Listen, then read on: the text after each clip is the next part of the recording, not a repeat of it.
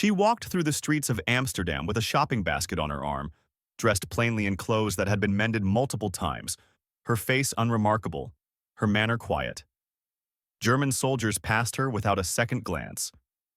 Gestapo officers standing at checkpoints waved her through after the briefest inspection of her papers. Collaborators who watched the streets for suspicious activity saw nothing in her that warranted attention. She looked like 10,000 other Dutch women trying to survive the occupation, worried about rations and fuel, concerned only with keeping her family fed and warm. But hidden beneath her ordinary appearance, Truus Oversteegen carried something that would have meant her immediate execution if discovered. Sometimes it was a gun. Sometimes it was explosives. Sometimes it was information that could save lives or documents that could doom collaborators.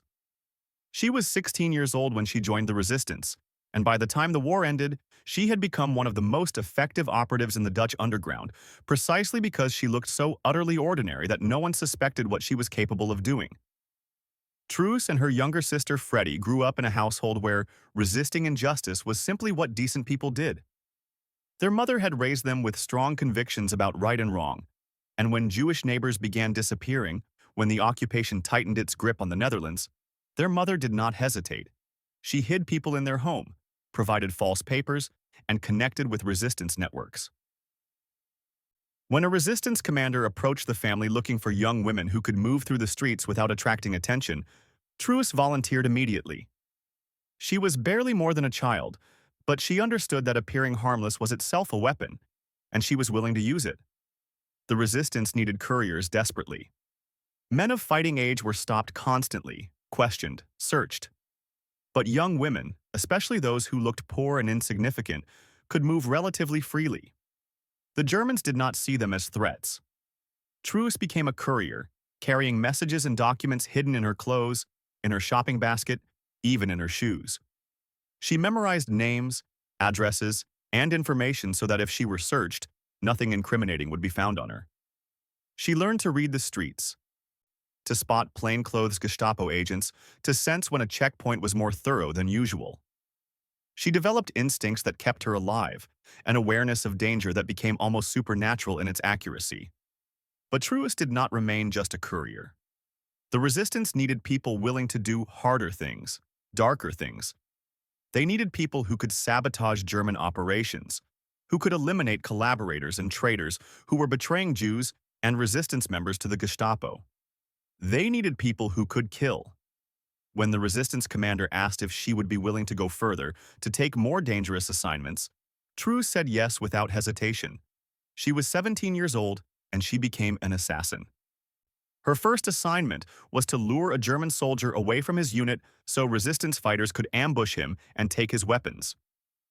Truus dressed attractively, approached the soldier in a bar, and flirted with him. She suggested they take a walk in the woods. The soldier, young and far from home, eager for female attention, agreed immediately. He followed her into the forest where resistance fighters were waiting. Truus heard the shots that killed him and kept walking. She did not look back. She could not afford to feel guilt or hesitation. The weapons taken from that soldier would arm resistance fighters. His death would save Dutch lives. She told herself this, and she continued doing what was necessary. Over the next years, Truus carried out dozens of operations. She sabotaged railway lines by loosening bolts and removing critical components, causing delays and derailments. She set fires in warehouses storing supplies for the German military. She distributed underground newspapers and helped coordinate communication between different resistance cells. She transported weapons hidden under vegetables in her basket. She guided Jewish families to safe houses and provided them with false identity papers. And yes, she killed. She killed collaborators who were informing on their neighbors. She killed German soldiers when opportunities presented themselves. She killed because in occupied Netherlands, killing those who served the Nazi regime was sometimes the only way to protect the innocent. The psychological cost of this work was enormous. Truus was still a teenager, an age when most people are worried about school and friendships and their futures.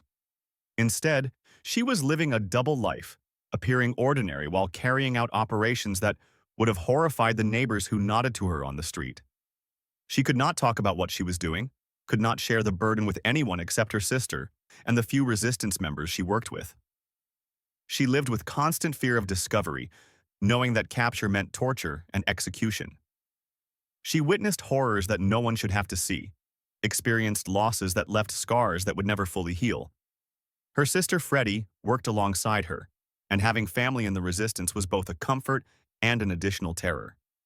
They looked out for each other, covered for each other, and lived with the knowledge that either of them could be arrested at any moment. When one was out on an operation, the other waited in agony until she returned safely. They developed signals and backup plans, ways to warn each other if danger was approaching. Their bond became stronger than most people could imagine, forged in shared danger and shared purpose. One of Truus's most dangerous regular activities was helping to hide Jewish children.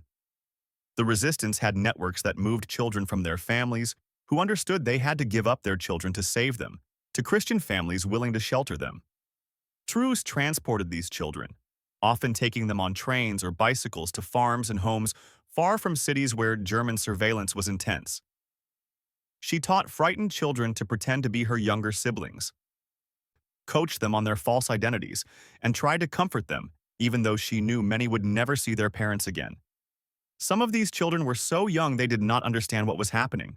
Others understood all too well and were traumatized by the separation from their families.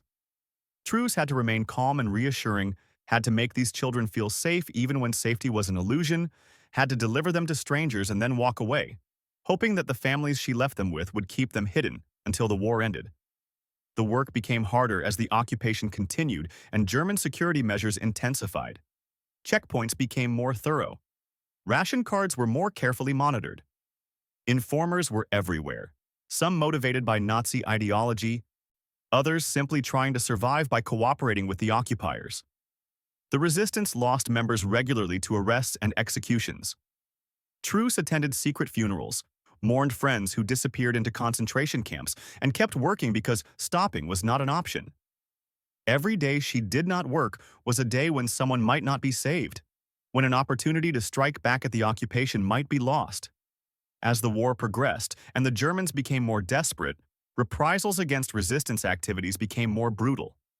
When resistance members killed a German officer, the Germans would execute dozens of Dutch civilians in retaliation, displaying their bodies publicly as warnings.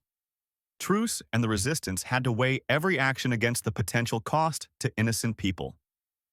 They developed rules about what targets were worth the risk of reprisals, what operations would do more good than harm. These were impossible calculations trying to measure lives against lives, knowing that any action they took could result in innocent deaths, but that inaction would also cost lives as the occupation continued. Truus also worked with Allied intelligence, helping to gather information about German military installations and troop movements. She memorized details about fortifications, counted vehicles and convoys, noted where ammunition was stored and where fuel depots were located. She passed this information to resistance members who had radio contact with Britain, contributing to intelligence that helped the Allies plan operations. This work required her to observe carefully while appearing to notice nothing, to be in places where military activity occurred while having plausible reasons for being there. An ordinary woman shopping or visiting friends could go places where a suspected resistance member would be arrested immediately. The winter of 1944 was the worst period of the occupation, known as the Hunger Winter. The Germans cut off food supplies to Western Netherlands in retaliation for a railway strike organized by the resistance. Tens of thousands of Dutch civilians starved to death. Truus and the resistance tried desperately to help, stealing food from German warehouses, organizing illegal distribution networks, and helping the most vulnerable survive. But there was never enough food, and people died in the streets while German soldiers remained well-fed. The suffering Truus witnessed during those months strengthened her resolve. She saw exactly what the occupation meant, saw the deliberate cruelty of a regime that would starve civilians to punish resistance, and she became even more committed to fighting back by any means necessary. When liberation finally came in May 1945, Truus was 20 years old. She had spent her teenage years living a double life, carrying out operations that would have seemed impossible for someone so young, surviving dangers that should have killed her many times over. The war ended, But the psychological war inside her continued. She had done things that haunted her, seen things she could not forget, lost people she loved. Like many resistance fighters, she found peacetime difficult. The skills that had kept her alive during occupation, the constant vigilance and suspicion, the ability to deceive and to kill, were not skills that translated well to normal life. For decades after the war, Truus rarely spoke about her resistance activities. Dutch society was not ready to hear about women who had killed, even in service of liberation. There was a romanticized image of resistance fighters as noble and heroic, but the reality of what resistance actually required, the moral compromises and the violence, made people uncomfortable. Female resistance fighters faced particular skepticism and judgment. Society could accept that men had fought and killed during the war, but women who had done the same were viewed differently, often negatively. Truus learned to stay quiet about what she had done, to present herself as just another survivor of the occupation rather than someone who had actively fought back. It was not until late in her life that Truus began speaking publicly about her wartime experiences. By then, historians and the public had become more interested in the real stories of resistance, including the uncomfortable truths about what resistance actually involved. Truus gave interviews, spoke at schools, and tried to help younger generations understand not just that resistance had occurred, but what it had cost those who participated. She was honest about the violence, about the moral weight of having killed people, about the nightmares that never went away. She wanted people to understand that resistance was not glorious or romantic, but necessary and terrible. The Dutch government eventually recognized Truus and her sister Freddie for their wartime service, awarding them medals and honors. But Truus was clear that she had not fought for recognition or glory. She had fought because the alternative was to do nothing while evil triumphed, and doing nothing was not acceptable to her. She had been raised to believe that decent people stood up against injustice, and she had done what she believed was necessary, regardless of the personal cost. Truus Oversteegen's story reveals something important about resistance and about heroism. Heroes do not always look heroic. They do not always fit our expectations or our comfortable narratives. Sometimes heroes look ordinary, wear plain clothes, and carry shopping baskets through occupied streets. Sometimes heroes are teenage girls who make choices that no one should have to make, who carry burdens that no one should have to carry, who survive experiences that leave permanent scars. Truus looked ordinary because that was her greatest asset. Her ordinariness was her disguise, her protection, her weapon. The Germans never suspected that this unremarkable young woman was one of their most effective enemies, and that failure of imagination cost them dearly. She proved that appearance means nothing, that judgments based on age or gender or social class are not just wrong but dangerous. She demonstrated that courage is not about being fearless but about being terrified and doing what needs to be done anyway. She showed that ordinary people are capable of extraordinary things when circumstances demand it, and when they have been raised with values worth fighting for. Truus Oversteegen looked ordinary, but she was a secret ally whose contributions to defeating Nazi occupation were as significant as those of any soldier or spy. She reminds us that we should never underestimate anyone, that heroism often hides behind unremarkable faces, and that the most dangerous enemies are sometimes those who appear most harmless. She was ordinary in appearance only. In every other way, she was remarkable beyond measure,